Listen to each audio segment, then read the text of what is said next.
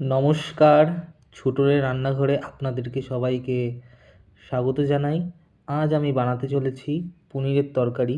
তো পনিরের তরকারি বানানোর জন্য প্রথমে আমি পনির কেটে নিয়েছি ছোটো ছোটো করে, আর সবজি টমেটো, ধনেপাতা, পেঁয়াজ, আলু এগুলো করে কেটে নিয়েছি, এবং আদা রসুন পেস্ট, শুকনো মশলা যেমন হলুদ, লঙ্কার গুঁড়ো, জিরে গুঁড়ো, মটরশুঁটি, স্বাদ মতো নুন ও গোটা জিরে, এবং তার সাথে রয়েছে দারচিনি।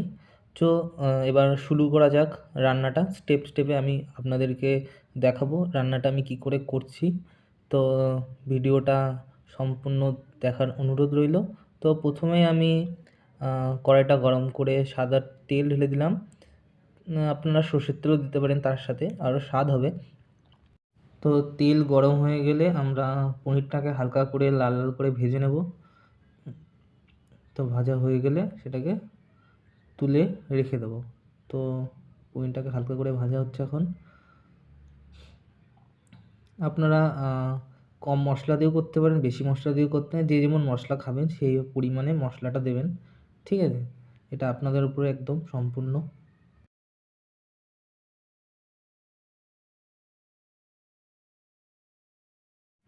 তো আমাদের পনিরটা ভাজা ভাজা হয়ে গেছে, হালকা লাল লাল হয়ে গেছে। তো এখন সময় হয়ে গেছে পনিরটাকে কড়াই থেকে নিয়ে নেওয়ার। তো আমরা নামিয়ে নিচ্ছি আস্তে আস্তে। তো এরপরে স্টেপটা আমাদের কী করতে হবে সেটা আমি বলছি। তো প্রথমে আমি পনিরটাকে নামিয়ে নিলাম। তো এরপর আমি দিয়ে দেবো সামান্য একটু চিনি, তারপর দেবো জিরে, ঠিক আছে? জিরের পর দেবো দারচিনি। দেওয়ার পর এটাকে হালকা হালকা ভেজে নেব, ঠিক আছে? সামান্য একটু লাল লাল করে ভেজে নেব, খুন্তি দিয়ে হালকা নেড়ে নেব। তো এরপর আমি দেবো কেটে রাখা পেঁয়াজগুলো। কেটে রাখা পেঁয়াজ ছোটো ছোটো করে কাটা ছিল আমার আগে, যেমনটি আপনাদেরকে আমি দেখিয়েছি, ঠিক তেমনই পেঁয়াজগুলো দিয়ে দিলাম।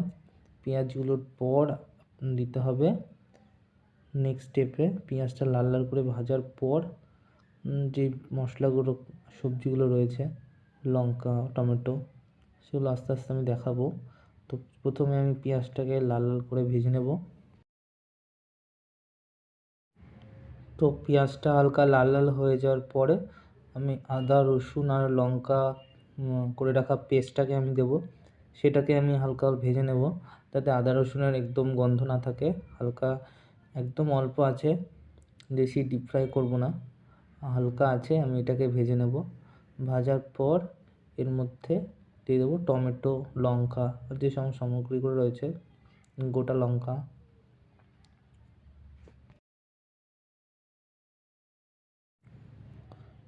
তো চলে গেলো এবার টমেটো দিয়ে একটুখানি ভাজা ভাজা করা হবে।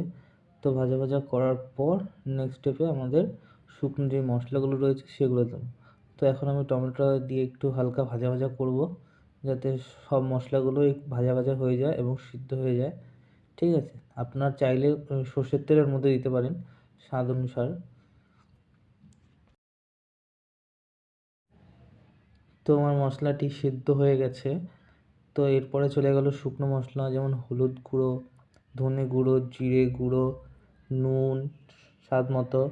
তো এগুলো দিয়ে মশলাটাকে ভালো করে কষিয়ে রান্না করার একটি বিশেষ গুণ হচ্ছে মশলাটিকে ভালো মতন কষানো, ঠিক আছে? মশলাটাকে ভালো মতন কষাতে হবে। তো লঙ্কা গেল, মিক্স মশলা গেল, চাট মশলা গেল, সেটা আপনার চাট মশলাটা এক্সেপশনাল, আপনি দিলেও হবে না দিলেও হবে, যে যেমনটা পছন্দ করে, ঠিক আছে? তো স্বাদ মতো নুন দেওয়া হলো। নুন দিয়ে এবার মশলাটাকে ভালো করে কষাতে হবে, ঠিক আছে? যখন ওটা তেল ছেড়ে দেবে ততক্ষণ কষাতে হবে। তো আমরা কষাতে থাকলাম, কষাতে কষাতে মশলাটা আর পেঁয়াজগুলো, লঙ্কাগুলো সবটাই সিদ্ধ হয়ে যাওয়া পর্যন্ত এটা করতে হবে। তো এরপরে আমার কেটে রাখা আলুগুলো আমি একে একে দিয়ে দেবো।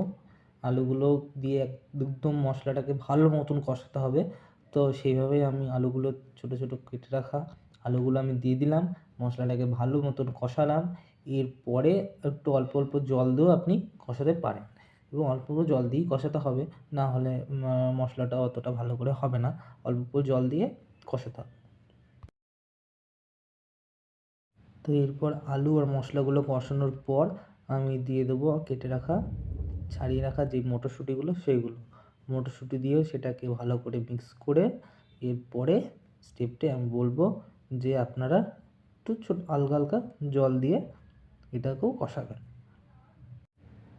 তো কষানো হয়ে গেলে এরপরে আমরা জল ঢেলে দেবো।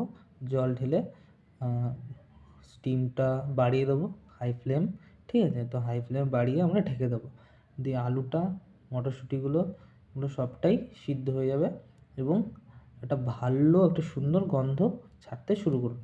তো ততক্ষণ আমরা এটাকে হাই ফ্লেমে ফোটাতে থাকবো। তো আমাদের সবজিটা ফুটে গেছে, তো আমরা ঢাকনাটা খুলে নিলাম এবং আমরা দেখে নেব যে আলুগুলো মটরশুঁটিগুলো সব সিদ্ধ হয়েছে কি না। সিদ্ধ হলে আমরা আস্তে আস্তে আমাদের আগে ভেজে রাখা, তুলে রাখা যেই পনিরটি, সেটা আমরা আস্তে আস্তে দিয়ে দেবো, এবং সেটি পনিরটি দেওয়ার পরও আমাদেরকে পরিমাণ মতো জল দিয়ে, যেই যেমন কষা খাবে বা যেমন একটু ঝোল পছন্দ করে তার একটু ঝোলও রাখতে পারে, তো জল দিয়ে সেই পরিমাণ মতো জল দিয়ে আমরা সবজিটিকে কষাবো। তো এরপরে আমরা ঢাকা দিয়ে দেবো পনিরটি দিয়ে দেওয়ার পর, ঠিক আছে? তো পনিরটি দিয়ে দেবো, ঢাকা দিয়ে দেবো। তো হয়ে এসছে আমাদের পনির সবজিটি। তো এবার আমরা ঢাকনাটা খুললাম, একটা অসাধারণ সেন্ট বেরিয়েছে, ঠিক আছে? আশা করছি আমাদের পনিরটি তৈরি হয়ে গেছে। যদি এরকম কষা কষা খেতে চাও তাহলে এইরকমই ঝোল রাখবে। তো এরপরে আমরা কি করব, উপর দিয়ে ধনেপাতা, নামানোর আগে ধনেপাতা কুচি দিয়ে দেবো, ঠিক আছে? তো ধনেপাতা কুচিগুলো দিয়ে দিলাম এবং আমাদের পনিরের তরকারিটি একদম সম্পূর্ণভাবে তৈরি। তো আপনাদের যদি ভিডিওটি ভালো লেগে থাকে তাহলে অবশ্যই চ্যানেলটিকে সাবস্ক্রাইব করবেন এবং একটি লাইক দিয়ে দেবেন। ধন্যবাদ।